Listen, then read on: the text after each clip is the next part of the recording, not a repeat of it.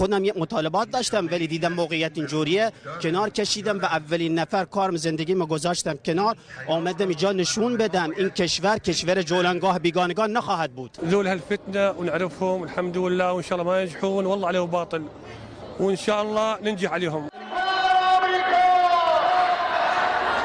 اومدم به آمریکا بگم هیچ غلطی نمیتونه بکنه و نمیتونه داخل ایران، زورش به ایران نمیرسه، میخواد فتنه‌گری تو ایران بکنه. مردم ماهاییم که اومدیم جمع شدیم اینجا و از انقلابمون دفاع میکنیم، حداقل با حضورمون. ما همه با هم متحدیم، هیچ که نمیتونه بین ما جدایی بندازه، هیچ کس آمریکا هر کی که بخواد بیاد حال سود تو گور ببره که ما بتونیم از ما رو از هم جدا کنه.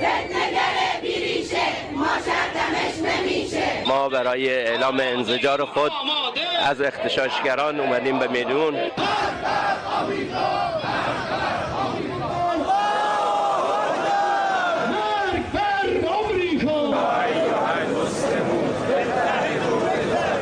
آمریکا باید اینو بدونه که با این همه مردم بصیرتشون اقتدارشون نمیتونه دیگه هیچ کار دیگه بکنه.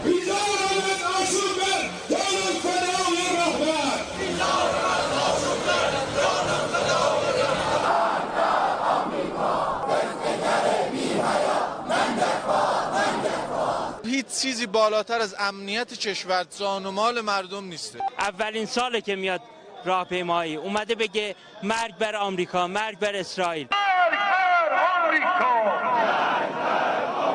مرگ بر فتنه‌گر. اومدیم بگیم که توطئه آمریکا نقش بر آب شده و آمریکا در اوج حقارت می باشد. این همه لشکر آمده. ما اومدیم صفمون از دشمن جدا کنیم. بالاخره ما میگیم که اعتراض حق مردمه ولی اغتشاش درست نیست.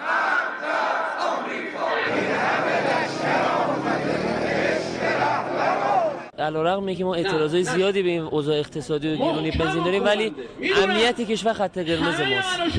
مقابل این فتنه‌گرا خواهیم ایستاد.